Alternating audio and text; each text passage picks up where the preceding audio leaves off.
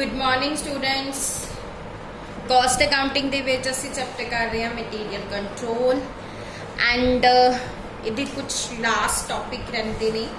ਇੱਕ ਹੈ ਸਟਾਕ ਡਿਸਕ੍ਰਿਪੈਂਸੀਜ਼ ਦਾ ਟੌਪਿਕ ਕਿ ਸਾਡਾ ਜਿਹੜਾ ਬਿਨ ਕਾਰਡ ਆ ਉਹ ਹੋਰ ਕੁਆਂਟੀਟੀ ਦਿਖਾਉਂਦਾ ਆ ਜਾਂ ਜੋ ਅਸੀਂ ਫਿਜ਼ੀਕਲੀ ਚੈਕਿੰਗ ਕੀਤੀ ਆ ਤਾਂ ਕੁਆਂਟੀਟੀ ਕੁਝ ਹੋਰ ਆ ਬਟ ਸਾਡਾ ਲੈਜਰ ਅਸੀਂ ਲੈਜਰ ਬਣਾਏ ਨਾ ਲੀਫੋ ਫੀਫੋ ਫੋਲੋ ਕਰਕੇ ਉਹਦੇ ਵਿੱਚ ਬੈਲੈਂਸ ਕੁਝ ਹੋਰ ਆ ਯਾਨੀ ਕਿ ਡਿਫਰੈਂਸ ਆ ਦੋਨਾਂ ਦੇ ਵਿੱਚ। ਹੁਣ ਉਹ ਡਿਫਰੈਂਸ ਨੂੰ ਜੋ ਹੈ ਅਸੀਂ ਉਹ ਕੰਪਾਈਲ ਕਰਨਾ ਆ ਇਨ ਦਾ ਫਾਰਮਸ ਆਫ ਜਰਨਲ ਐਂਟਰੀਜ਼। ਅਸੀਂ ਜਰਨਲ ਐਂਟਰੀਜ਼ ਜਿਹੜੀਆਂ ਹੈਗੀਆਂ ਪਾਸ ਕਰਨੀਆਂ ਆ। ਕੁਐਸਚਨ ਨੰਬਰ 27 ਕਰਾਂਗੇ। In the course of physical verification of stores as on 31st March 2019, the following differences are revealed in case of ABC Limited. In the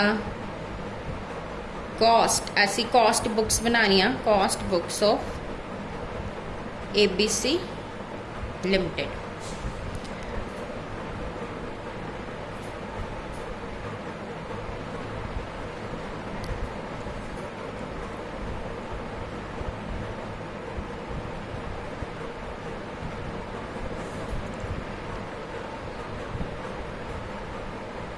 first A दे ਜਿਹੜੇ ਹੈਗੇ ਆ ਫਿਜ਼ੀਕਲੀ ਉਹਦੇ ਯੂਨਿਟਸ ਨੰਬਰਸ ਹੈਗੇ ਆ 600 but ledger ਸਾਡਾ ਦਿਖਾਉਂਦਾ ਪਿਆ 680 ਬਟ ਇਹਦੇ ਵਿੱਚ ਰਿਮਾਰਕਸ ਕੀ ਦਿੱਤਾ ਹੋਇਆ ਰੋਂਗ ਕਾਊਂਟਿੰਗ ਵੀ ਕਾਊਂਟਿੰਗ ਗਲਤ ਹੋਈ ਆ ਸੋ ਇਹਦੀ ਏ ਦੇ ਕੇਸ 'ਚ ਨੋ ਐਂਟਰੀ।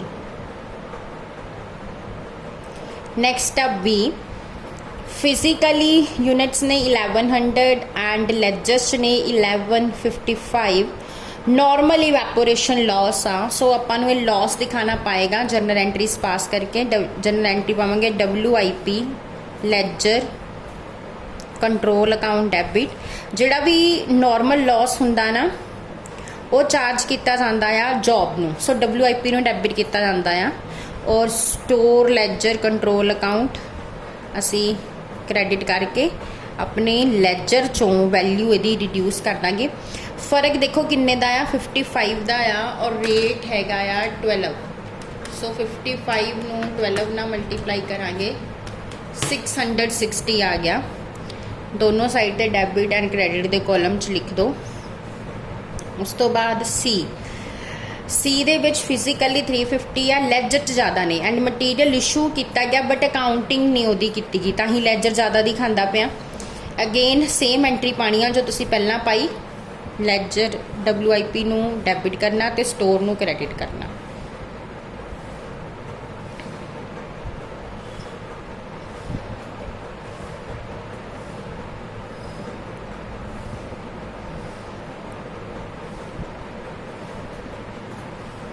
₹6 रेट आ ते फर्क 50 दा आ मल्टीप्लाई कर लो 300 डेबिट के कॉलम 300 ही क्रेडिट के कॉलम। उस तो बाद नेक्स्ट डी फिजिकली 900 आ लेजर 930 आ शॉर्टेज आ बट शॉर्टेज होई क्यों आ पिलफरेज एंड थैफ्ट करके। ਜਿਹੜੀ ਤਾਂ नॉर्मल लॉस ਹੁੰਦਾ ਉਹ ਅਸੀਂ WIP ਨੂੰ ਚਾਰਜ ਕਰਦੇ ਹਾਂ ਬਟ ਜਿਹੜਾ ਅਬਨੋਰਮਲ ਹੈ ਪਿਲਫਰੇਜ ਥੈਫਟ ਇਹ ਅਬਨੋਰਮਲ ਚੀਜ਼ਾਂ ਆ ਇਹਦੇ ਕਰਕੇ ਜੋ लॉस ਹੋਇਆ ਉਹ ਕੋਸਟਿੰਗ P&L ਨੂੰ ਡੈਬਿਟ ਕਰਨਾ। ਐਂਟਰੀ ਪਾਵਾਂਗੇ costing P&L account debit to store ledger control account. ਤੁਸੀਂ ਦੇਖੋ ਫਰਕ ਹੈਗਾ 30 ਦਾ एंड 22 रेट आ 22 नूं 30 ना मल्टीप्लाई करांगे 660 आ जाएगा। नैक्सट देखो ਇਹਦੇ ਵਿੱਚ ਲੈਜਰ ਚ ਘੱਟ ਆ और इन्होंने की लिखा 150 नंबर्स रिसीव उन्होंने एंट्री नहीं की इस करके घट आ सो आप रिसीव वाली एंट्री हम पा लैनी। ਜਦੋਂ ਮਟੀਰੀਅਲ ਸਟੋਰ ਚੋਂ ਜਾਂਦਾ ਆ ਸਟੋਰ ਨੂੰ ਕ੍ਰੈਡਿਟ ਕਰਦੇ ਆ। ਹੁਣ ਮਟੀਰੀਅਲ ਆਇਆ ਆ ਤਾਂ ਸਟੋਰ ਨੂੰ ਡੈਬਿਟ ਕਰਨਾ।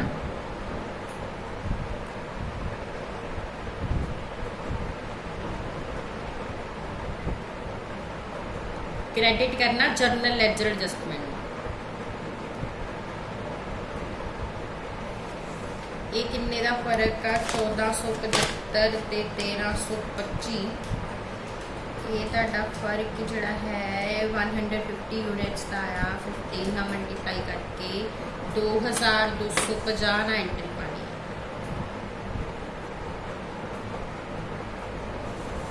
उस तो बाद एफ ਇਹਦੇ ਵਿੱਚ तो मटीरियल तो सेम आ बट ये सारा मटीरियल अबसलीट हो चुका है और 1650 जड़ा वो सानू वैल्यू मिल रही है। यदि एंट्री पावांगे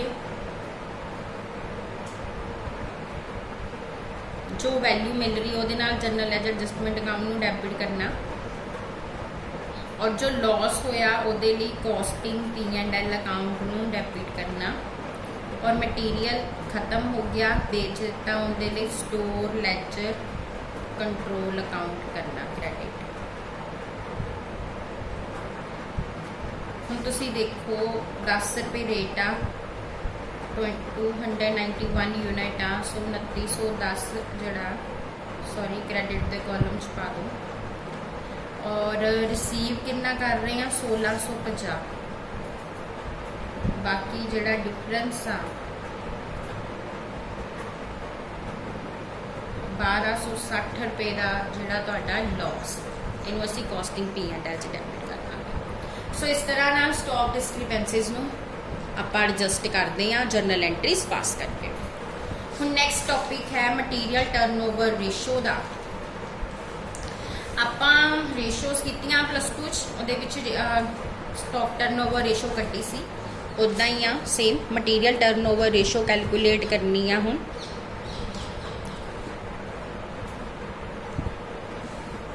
क्वेश्चन नंबर 28 देखो opening stock closing stock and purchases दित्तियां होईयां आ और इन्वेंटरी टर्नओवर रेशो पूछिया। फॉर्मूला की हुंदा इन्वेंटरी टर्नओवर रेशो का फॉर्मूला हुंदा cost of goods sold divide average stock. सब तो पहला cost of goods sold calculate कर लेने। ओपनिंग स्टॉक है 10,000 का परचेजेस 84,000 दियाँ opening stock plus purchases minus closing stock किन्ने दा 16,000 का 78,000 की तुहाडी कॉस्ट ऑफ गुड्स सोल्ड आ गई। हुण एवरेज स्टॉक भी कैलकुलेट कर लो।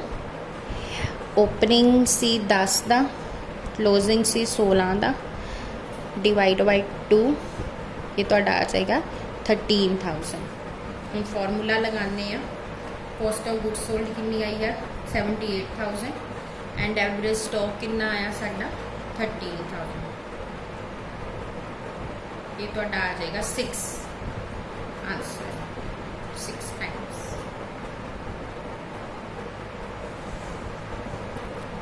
इदा ही क्वेश्चन अगला है 29 देखो ये भी तुहानू परचेजेस दित्तियां ओपनिंग एंड क्लोजिंग स्टॉक दिते आ दो तरह का मटीरियल आ बट ये ना क्वांटिटी दी है उपर रेट दिता है आपू वैल्यूज चाहिए ने और असी मटीरियल टर्नओवर रेशो भी कटनी है उस तो अलावा नंबर ऑफ डेज भी कैलकुलेट करने आ।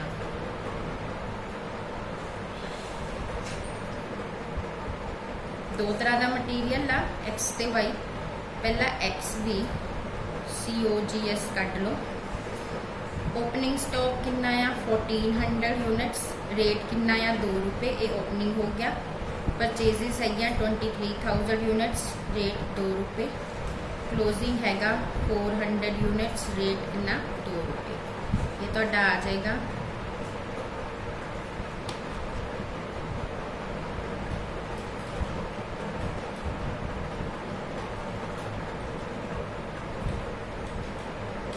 48,000।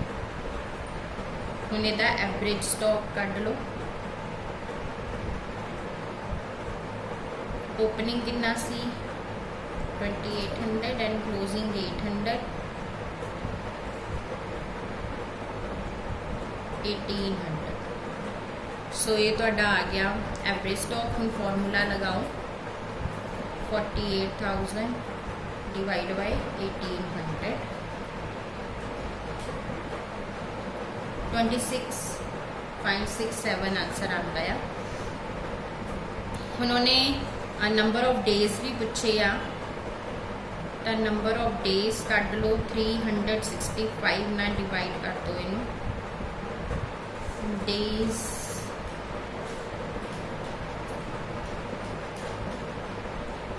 13.69 डेज आते हैं। सो जिदा मैं एक्स का कढ़िया इदा ही तुम वाई का अपने आप जड़ा आ कट लेना। उस तो बाद क्वेश्चन नंबर 30 देखो, 30 में भी इन्वेंटरी टर्नओवर रेशो सानू पूछी है। देखो किदा कढ़ना आपां, कंजम्पशन जी 200 यूनिट्स की आ, ओपनिंग क्लोज जोड़ा ओपनिंग स्टॉक 100 यूनिट्स का आया तो क्लोजिंग स्टॉक जोड़ा आ 20 यूनिट्स का आया।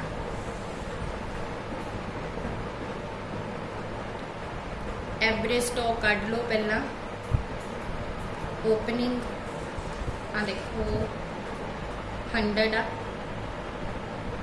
रिसीव्ड हुई आ 100 की, उस तो बाद क्लोजिंग कितना बचा है 20। सो 100 प्लस 20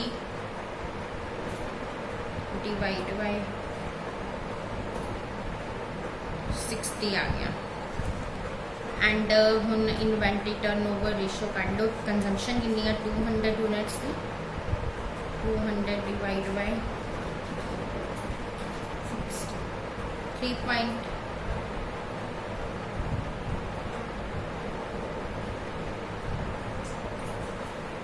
आंसर आ गया। सो इस तरीके दे नाल आपां ये सम जिहड़े आ करने आ ते इहदे नाल ही साडा ये चैप्टर भी खत्म हुंदा आ। हुण नैक्सट चैप्टर लेबर दा असीं नैक्सट लैक्चर शुरू करांगे। Thank you.